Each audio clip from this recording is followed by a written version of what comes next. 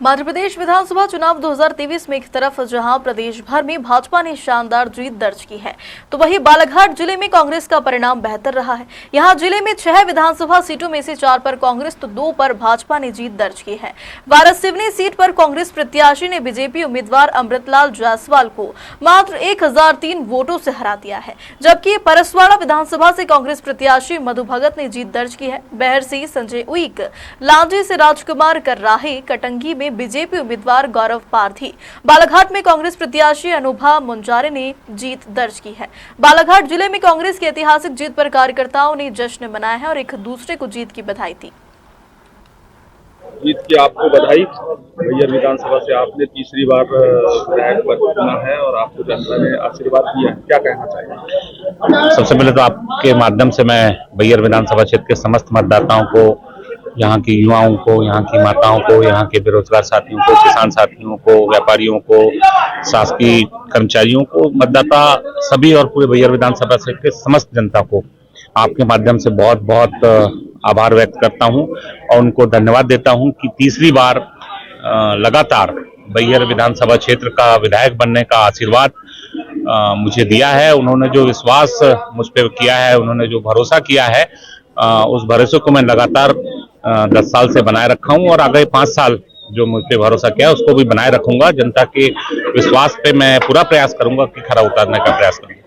मध्य प्रदेश में तो कांग्रेस की सरकार नहीं बन पाई, लेकिन कांग्रेस के विधायक होते बैयर क्षेत्र के लिए पहली क्या प्राथमिकता रही? देखिए, मेरी पहली प्राथमिकता रही है कि हम युवाओं को किस तरह से स्वरोजगार से जोड़ सकते हैं और बैयर विधानसभा क्षेत्र में हम किसानों को किस तरह से खेती में बिजली की व्यवस्था हम किस तरह से कर सकते हैं, उनके खेतों की बिजली के लिए क्या व्यवस्था हो सकती है, यहाँ की स्वास्थ्य सुविधाएं किस तरह से हम उसको सुधार सकते हैं, आवागमन के साधन किस तरह से बेहतर कर सकते हैं, साथ ही साथ स्वास्थ्य सेवाओं पे हम क्या बेहतर कर सकते हैं, उसका प्रयास रहेगा। मध्य प्रदेश में कांग्रेस की सरकार नहीं बनी, लाडली बहना पे लाडली नारी सम्मान योजना भारी पड़ी है।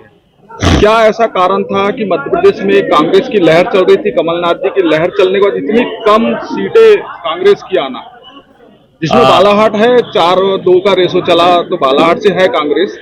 देखिए, बालाघाट की जनता को तो बहुत बहुत धन्यवाद देते हैं कि उन्होंने विपरीत परिस्थितियों में भी कांग्रेस का साथ दिया। उसके लिए तो मैं पूरे बालाघाट जिले की समस्त मतदाताओं को, वहां की जनता को बहुत बहुत धन्यवाद देता हूं आपके माध्यम से। साथ ही जो इम्पैक्ट, जैसा कि आपका कहना है लाडली बहना योजना का, तो रिजल्ट देखने के बाद ऐसा महसूस तो होता है प्राइमरी स्टेज में कि लाडली बहना का कहीं ना कहीं इम्पैक्ट पड़ा है, लेकिन पूरी तरह से पड़ा है या आंशिक पड़ा है, ये इसकी एक समीक्षा पार्टी करेगी। बूथ स्तर से स्टार्ट करेंगे हम उसकी समीक्षा, और जिले में भी करेंगे और प्रदेश में भी करेंगे। तब कहीं जाके पता चलेगा कि एक्चुअल में हमारा परफॉर्मेंस जो हम लोगों को बेहतर करना चाहिए था उसमें क्या कमी रह गई और किन कारणों से हम पीछे रह गए। इन सारी बातों की पहले समीक्षा होगी, उसके बाद ही कह पाना होगा कि लाडली बहना का इम्पैक्ट कितना। राज्य अपना छत्तीसगढ़ कहलाता है, जहाँ पर एक बहुत महत्वाकांक्षी योजनाएं मंत्री भूपेश बघेल जी चला रहे थे, उसके बाद भी छत्तीसगढ़ में बीजेपी का आना एक कांग्रेस के लिए क्या विश्लेषण रखता है? देखिए, किसानों के लिए मैं ऐसा मानता हूं कि छत्तीसगढ़ गवर्नमेंट बहुत अच्छा कर रही थी, युवाओं को बेरोजगारी भत्ता दे रही थी, किसानों के लिए धान अच्छा रेट कर रही थी, बहुत सारी योजनाएं थी, किसानों की खेती में बिजली की सुविधा थी, बहुत सारी अच्छी योजनाएं कर रही थी। उसके बावजूद भी वहां कांग्रेस की हार हुई। ठीक उसी तरह से हम राजस्थान देख रहे हैं कि राजस्थान ने भी नारी शक्ति सम्मान योजना उन्होंने भी प्रारंभ किया था, पर वहां नारी शक्ति सम्मान योजना का इम्पैक्ट नहीं पड़ा। यहाँ लाडली बहना का इम्पैक्ट 1250 का पड़ा। ये कहना अभी बड़ा मुश्किल है, इसलिए हमने कहा कि इसकी पहले समीक्षा करेंगे कि वहां ऐसा क्यों हुआ, यहाँ ऐसा क्यों हुआ, और समीक्षा करने के बाद पहले रिसर्च होगा इस पे, तब बता पाना संभव होगा कि क्या रही स्थितियां। आप एक प्रत्याशी के साथ में जिला अध्यक्ष भी हैं। जी हाँ। और बालाघाट जिले की बात करें तो बालाघाट जिला 6 विधानसभा सीटों का जिला है, जहां से एक महत्वपूर्ण सीट लांजी की बात करें, क्या कारण है हिना कांवरे जी वहां से पराजित हुई? देखिए, मैंने अभी आपसे यही कहा कि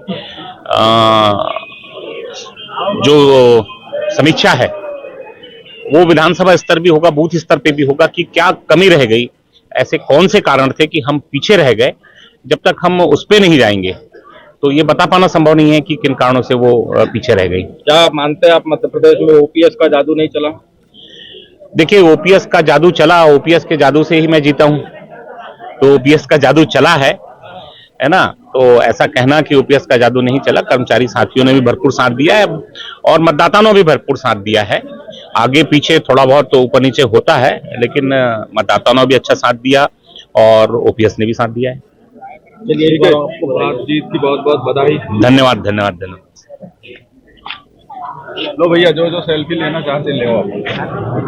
सोहेल जी, सबसे पहले तो मैं सभी क्षेत्रवासियों को बधाई देना चाहूंगा और हमारे जो कार्यकर्ता रहे हैं वो भी बहुत बहुत बधाई के पात्र रहे हैं। और यहाँ कहीं ना कहीं सरकारी कर्मचारी जिन्होंने हमें अपना एक कीमती बहुमूल्य वोट देकर के आज जो हम ओपीएस के तहत जो आज हम बहुत कम मार्जिन से यह चुनाव, बहुत टफ फाइट के साथ हम लोगों ने यह चुनाव जीता है।